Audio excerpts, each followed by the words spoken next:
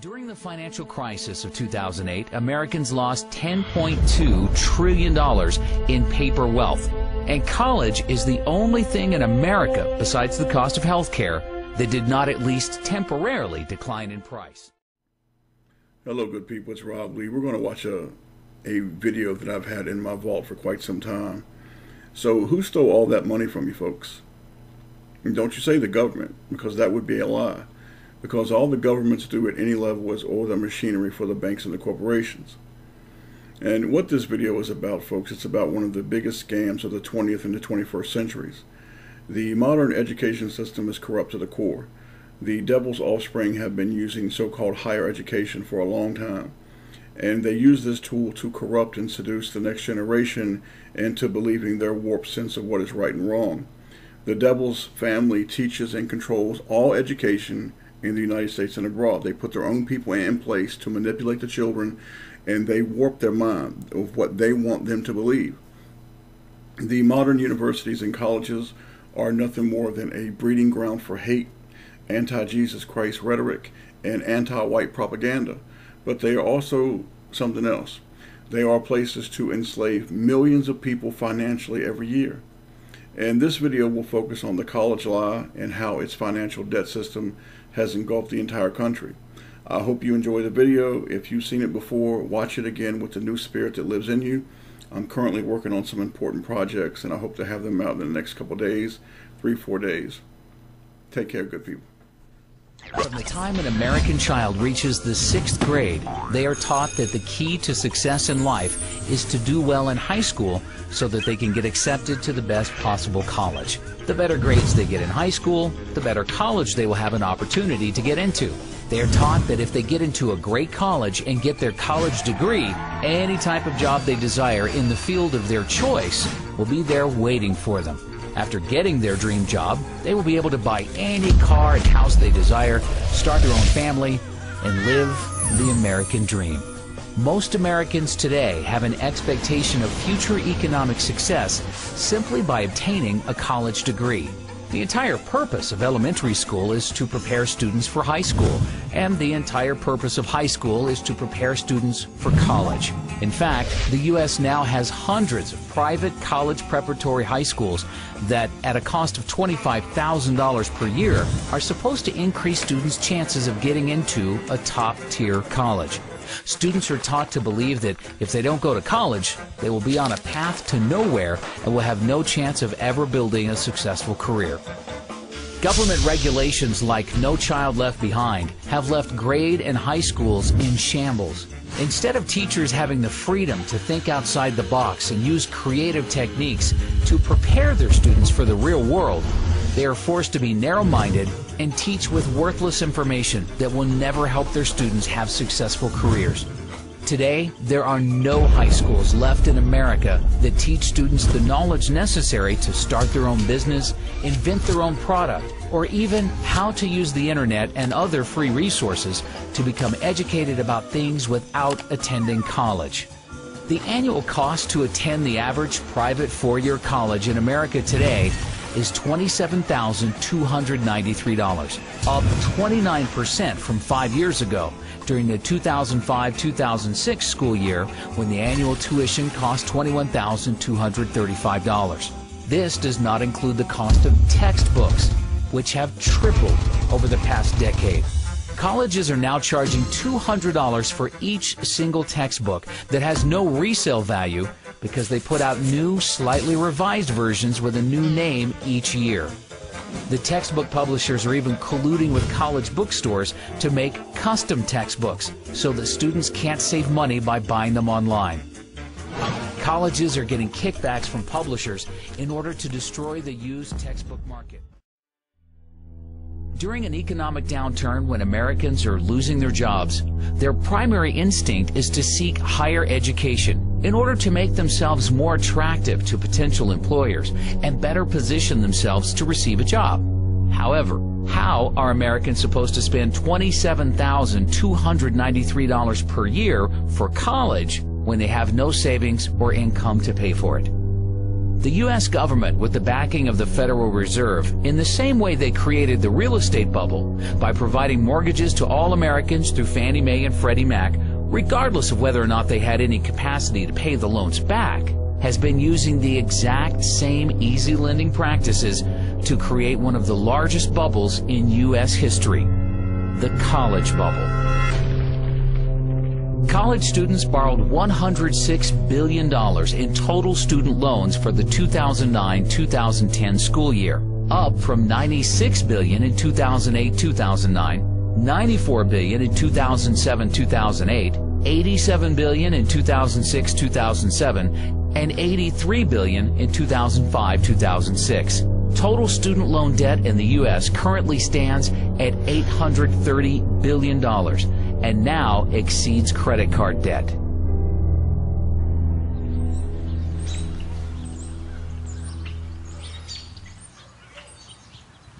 I was so pro-education. That's all I wanted in my life was an education. And you know, I'd like to still be pro-education, right. But to put anybody through what I've been through, no. Really, in my case, the education, I think, really ruined my life. Right. So, I mean, I would have been better off if I just would have gone to work at, you know, McDonald's or something, actually. So that is unbelievable. Because this is a debt I can never get over.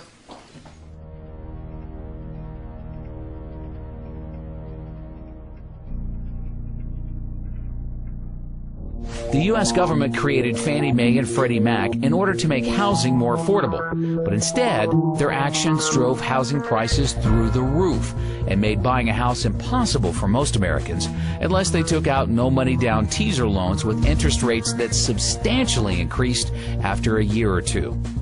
The U.S. government has been trying for decades to make college more affordable, but its actions have accomplished the complete opposite effect. College is now impossible for most students to afford without getting deeply into debt to do so. All across the country, Americans are graduating college with mortgages before they even buy a house. When I graduated from my undergraduate degree, I had $300 in student loans that I owed. $300. You know, you can hardly buy 2 cups of coffee and a meal at the student union these days for $300. So when I graduated with my undergraduate degree, what you got in exchange for your education was lifetime indenture and a new house. Right? So you got to buy the mortgage. That's what you got. You got your degree, you got out of school, you got a job, and therefore you bought a house because culture drives you to buy a house. So now you're in debt. You have to work. Now you have to be part of the wage slave economy for the next 20 or 30 years until the house is paid off. These days, college is the new house, and you don't even get the house. As soon as you get out of school, you're indentured for life.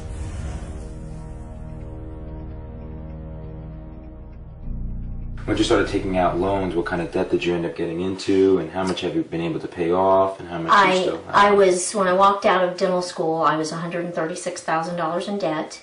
And I have paid in close to $100,000 right now. They say I owe $300,000, so I still have quite a bit, obviously, that I can't manage anymore. And I've done everything I can to try to manage it, but it becomes unmanageable at a certain point. One of the loans, the HEAL loan, was a health occupation loan, and when that defaulted, then I can no longer see Medicare or Medicaid patients. So I'm very selective of where I can even work anymore. Wow. Because it ties my hands. If I wanted to go into indigent care or one of the free clinics or something, I couldn't. Right. When I was first told this, I was told by my attorney that I would not get Medicare or Medicaid. I said, well, okay, you know, I mean, there's not much I can do. And for many years, that's what I believed, because that's what he thought they meant. Well, comes to find out that's not what it was at all. It was that I was not able to work on patients in Medicare and Medicaid. And so when I went to work for this place that I'm working, I thought we were fine because we don't take them. Well, there happens to be some federal employees that now I can't see. I didn't even realize that. And so when we realized it, the office manager sent a note to them and said, you know, what's the deal? And they said, well, she knows all about this. No, I don't know about it, neither do the attorneys, and neither does anybody else. I mean, these laws are so vague, it's just amazing. So now I have to watch who I see. Unfortunately, my employer has worked with me, or I would be out of a job, basically. But they're very vague, and they keep you in the dark. They don't really try to help you or figure any of this out. They don't work with you. I know there's the new income-based repayment, but I don't fall into any of that, you know. So I don't know. I just don't want to see it happen to anybody else. Right. That's my problem. There's no compassion right. there. There's no none. help. No help, no compassion, nothing. They're just vultures.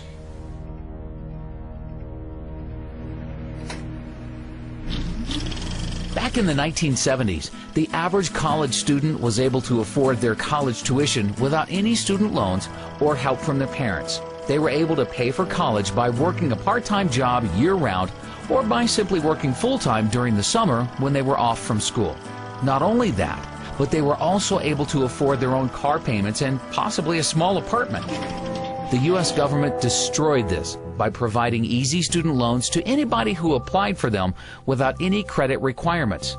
Over the past decade, any 18-year-old has had the ability to take out large student loans without even being asked if they have a job, what their high school grades were, what they intend to major in, or any other information that would help determine their future ability to pay back the loan. These are, this is a paper, and this is of course a copy, I have the original, of what they gave me the day I graduated from dental school. What amount, income level I would have to make, and how much of that would go to school loans, and what percentage. First off, I never even made enough in a month to pay the monthly school loan amount, so that's why it went into default. Right, and they basically made just completely unrealistic Unrealistic, projections totally make, unrealistic, right? Yes. I've not even managed to make any of them at all. So this year, of course, they're projecting I would clear about $260,000, and I'm making about 80. Where do they come up with these numbers? Well, I'm not sure, and I think that was the whole problem. Over 400,000 in 2015, which will not ever happen. The problem is, it also is your percentage of your school, of what they're taking. I know it's been proposed at 10%, and I think that is the fair amount. But at some points, I paid as much as 34% of my wage, 32% of my wage. Right now, I'm paying 25% of my wage to school loans. And that's a huge amount when you have other debts and other bills as well. Thank you so much. No, thank you very, very much for what you're doing. I appreciate it. Thank you. I really appreciate the help.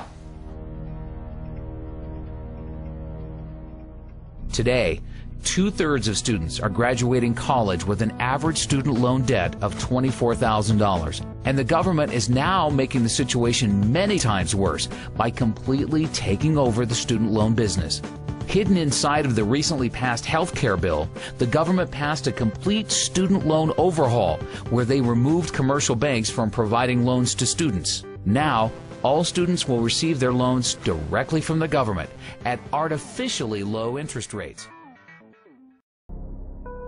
One of the unintended consequences of the Wall Street bailouts of 2008 is that now most American students believe that if they take out loans to attend college but can't find a job to pay them back, they will be bailed out by the government and have the loans forgiven. Many students are outright abusing the system. Although government student loans get sent directly to the college or university to pay for a student's tuition, private student loans that are guaranteed by the government usually get sent directly to the student in the form of a check. NIA has been hearing countless reports of students using this free student loan money to buy food, electronics, clothing, jewelry, even cars. The friend of one NIA member used his student loan money to rent and furnish a fancy apartment in Manhattan and didn't even go to college.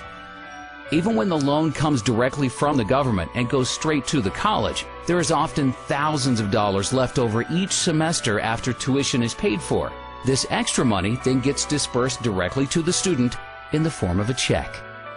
There is an epidemic in America of students using their student loan money for non-educational purposes, and absolutely nothing is being done to stop this from happening.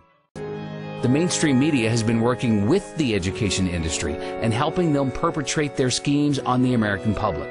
One of these schemes was the 2008 pharmacist shortage hoax. 3 years ago, there were 15 new pharmacist schools getting ready to open in the U.S. In order to create artificial demand for enrollments to all of these new schools, the industry decided to create an illusion that there was a huge shortage of pharmacists in the country that will continue for the rest of the decade, with 150,000 new pharmacist jobs needed by 2020. One place where the U.S. economy has too many jobs and not enough applicants is in pharmacies. Because there's a shortage of pharmacists, many are overworked from putting in long hours. With pharmacies open 24 hours a day and a huge population of aging baby boomers consuming larger amounts of prescription drugs, it adds up to an industry that cannot find enough pharmacists to go around. From the student standpoint, and our students know that when they graduate, they have a job. I mean, in fact, they have a job even before they have graduated. It's not that they can practice as a pharmacist, but they know they have been offered already a job. So that's one of the positive side. On the negative side is the pressure that's put on the schools to really come up with the number of pharmacists that are needed in the future. By some estimates, the U.S. would need more than 150,000 new pharmacists by 2020 to match supply with industry demand. Experts say the pharmacist shortage will continue for at least a decade or more. In the meantime, at least 15 new pharmacy schools are expected to open their doors by 2010, even as existing schools expand in size. Even experienced pharmacists are having major difficulties finding pharmacist jobs. The husband of one NIA member retired 5 years ago as a pharmacist in New Jersey, but has now decided to re-enter the workforce so that their family can accumulate enough gold and silver to survive hyperinflation. Unfortunately, he was forced to leave his family and move to a rural part of Alabama in order to receive a pharmacist job paying only $18 per hour. Law schools have also been deceiving the public with false and misleading statistics. During the past decade, an unprecedented number of Americans went to school to become lawyers because they thought if they became a lawyer, they would immediately become rich. Some law schools are advertising that 90% of graduates are employed within 1 year of graduating. The unfortunate reality is, law schools are deceiving their students with these statistics because most of their graduates who are employed within a year of graduating are not employed at law firms. They can be employed at Walmart or McDonald's, but the law schools will still consider them to be part of their 90% employed within a year. A lot of schools right now will tout a job placement rate after graduation, or what percentage of their graduates are employed X amount of months after graduating the degree. And what you're seeing sometimes is manipulation and outright just fraud in how they calculate this. One major law school was recently admitted to hiring a bunch of unemployed illegal graduates to work in their admissions group at the same time their placement rate survey was being conducted. So yes, were they employed at the time? Yes, but it was an illegal profession. Law schools are handing out 43,000 law degrees each year, yet 15,000 attorney and legal staff jobs have disappeared since 2008. Many people wonder why 60% of the U.S. Senate and 37% of the U.S. House of Representatives are lawyers. Well, the reason is they go to Washington in order to pass as many new, harmful, and destructive laws and regulations as possible in order to provide enough work for all of their lawyer friends.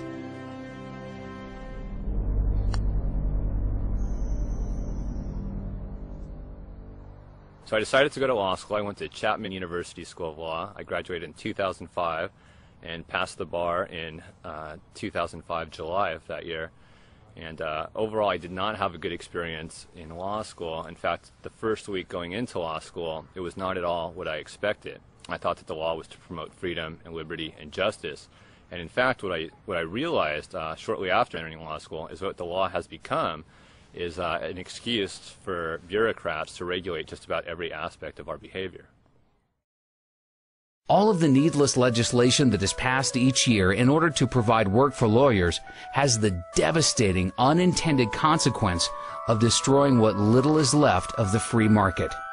Small businesses are the backbone of the U.S. economy, but it is now nearly impossible for a small businessman with limited financial resources to build a large, successful corporation in any sector, because their legal costs would eat up all of their capital needed for research and development. Lawyers do very little to add real value to society. A lot of people that I graduated with found law to be very similar to how I found it, and that is, it wasn't really about helping people or benefiting the community. It was really just a system whereby bureaucratic lawyers make money trying to interpret complex statutes that really serve no purpose. There is a law for just about everything. You want to marry somebody who you love, you have to get a license to do that. You want to develop the real property that you purchased, you have to go to the city and get permits and licenses to do that. You need permits and licenses to do just about everything that should be legal because you're not hurting anybody else. To start your own business, you need a business license, you need your taxpayer ID number, you need all kinds of things just to get up and running. And so all these restrictions and laws and statutes, a lot of them which are not even passed by Congress, they're simply passed by administrative bureaucracies. They hamper the economy, they hamper economic growth, and they actually act in a tyrannical sense against people starting their own businesses and providing for themselves.